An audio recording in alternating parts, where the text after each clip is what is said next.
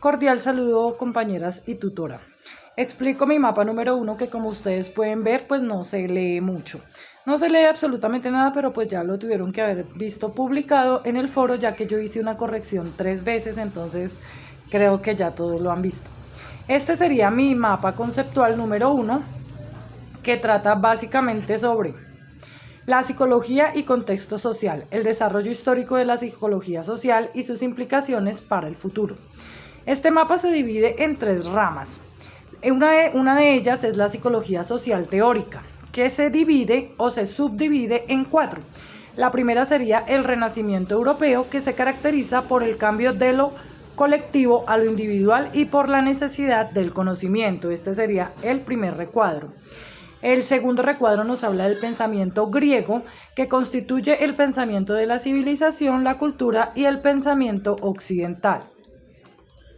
En el tercero ya tenemos la Ilustración, y fue en la Ilustración europea del siglo XVIII donde la psicología empieza a tener un sentido más actual.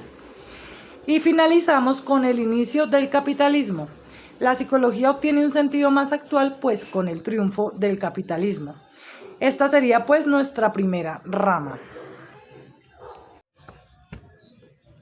Me disculpan los ruidos que de pronto escuchan de fondo. Continuamos con la segunda, que sería la psicología aplicada y profesional, que se subdivide en 5 partes. La primera es la psicología social aplicada, que nació en Europa como disciplina y en Estados Unidos como ciencia aplicada. Luego, la segunda serían las ciencias fundamentales, que se consideran válidas y efectivas por las aplicaciones que permiten. La tercera serían las ciencias aplicadas, que pretenden ser ciencias duras y así legitimar su poder social, haciendo un llamado al prestigio de las ciencias fundamentales. Continuamos con la cuarta, que sería la teoría en ciencias sociales, que son principalmente creencias no empíricas y están determinadas por las convenciones lingüísticas propias de la sociedad en las que se formulan. Y para finalizar, la segunda rama, tenemos la relación teórica-práctica. Es compleja esta relación, teniendo en cuenta los problemas sociales de intervención psicológica. De esta forma continuamos con la rama número 3, que vendría siendo la nueva psicología social o posmoderna, que se subdivide en 4 partes. La primera es la modernidad, que es la época del orden de la razón, orden ilustrado, y el orden eurocéntrico, creencia de que existe un orden absoluto y regido por leyes universales. La segunda sería la posmodernidad, que significa el cosmos complejo e incluso caótico, sin leyes, un nuevo mundo donde predomina la complejidad y el caos.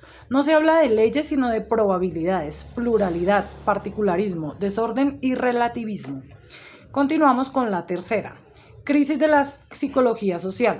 Su principal detonante fue la publicación del Journal of Experimental Social Psychology, donde se acusó a los psicólogos sociales de ritualismo metodológico y la falta de relevancia social experimental. Ya para finalizar, tenemos las psicologías sociales alternativas, psicología social posmoderna o nueva psicología social, caracterizada por el énfasis en los aspectos históricos, dialécticos y simbólicos de la conducta humana.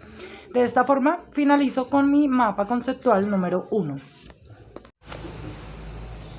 Continúo con el mapa conceptual número 2, el imperio academicista por encima de la realidad histórica. Esta se divide también en 3 ramas. La primera es el contexto de la investigación. Investigación y análisis crítico del discurso, buscando problematizar 2 aspectos, que son 1. La historia de la psicología en Colombia y 2. La investigación psicológica en Colombia. Este también se subdivide en análisis de los grupos de investigación, análisis del libro de la historia de la psicología en Colombia.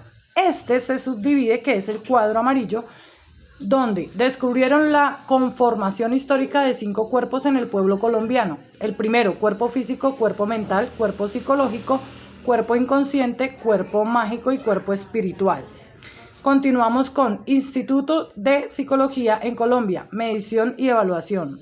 Principio de la negatividad en la psicología. Luego, el método de lo históricamente negado. Continuamos con la línea de tiempo, producción del conocimiento psicológico propio, situado y contextualizado. Esta sería nuestra primera rama. Nuestra segunda rama sería la metodología de estudio. La metodología consistió en hacer un análisis crítico del discurso de la prensa en Colombia de los últimos años con el fin de establecer 10 problemáticas que se consideraban estructurales para el país. La revisión de las 10 problemáticas en Colombia, ya les voy a decir cuáles son. Y aparte se hizo un análisis crítico del discurso donde el autor critica que la psicología europea y estadounidense dista mucho de la realidad que se vivió en Colombia. Allá no se vivieron las guerras, no se vivió las situaciones de desplazamiento que hubieron acá y muchos conflictos con guerrillas y grupos armados que hemos vivido nosotros y que la tomamos, esa psicología, como ejemplo cuando nada tiene que ver con nuestra realidad actual. Las 10 problemáticas nos llevan a la tercera rama, que es la que está aquí en la parte derecha de la pantalla, y critica a la historia de la psicología en Colombia. Entonces, la descripción que el autor da, y basada en los 10 problemas que se encontraron en la investigación, son violencia política, conflicto armado, narcotráfico, corrupción, impunidad, democracia, desigualdad, derechos humanos, paz e inseguridad. Y de esta forma finalizo pues el mapa conceptual número 2. Continuamos con el mapa número 3, que es hacia una psicología de la liberación y se subdivide en los 4 recuadros que se encuentran en color azul. Vamos con el primero, que dice aporte social de la psicología en Latinoamérica.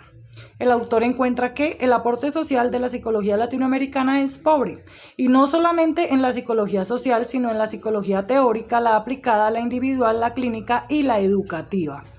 Continuamos entonces así con que el método para la alfabetización concientizadora de Paulo Freire, 1970-1971, surgió de la fecundación entre educación y psicología, filosofía y sociología, es el que más impacto social ha tenido.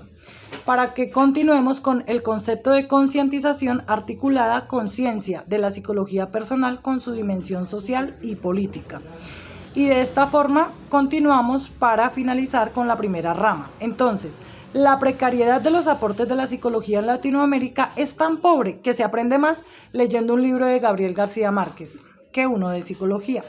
La psicología sigue ofreciéndose como una psicología de cambio y alimentando el psicologismo cultural, y asimismo, en nuestro caso, el psicologismo ha fortalecido las estructuras opresoras. La segunda rama es la esclavitud de la psicología en Latinoamérica, y la justificación que da Latinoamérica de la miseria de la psicología es que relativamente es joven y es un argumento válido e insuficiente que nos lleva a la marginalidad científica y a la inoperancia social. Y hay 3 causas importantes aquí. Una es el mimetismo cientista, la otra es la carencia de una epistemología adecuada y la tercera es el dogmatismo provinciano. Tercera rama, falsos dilemas. La psicología latinoamericana se ha debatido en falsos dilemas porque no responden a los interrogantes de nuestra realidad, y estos 3 dilemas son: 1. La psicología científica versus la psicología con alma. La segunda, psicología humanista opuesta a la materialista o deshumanizada.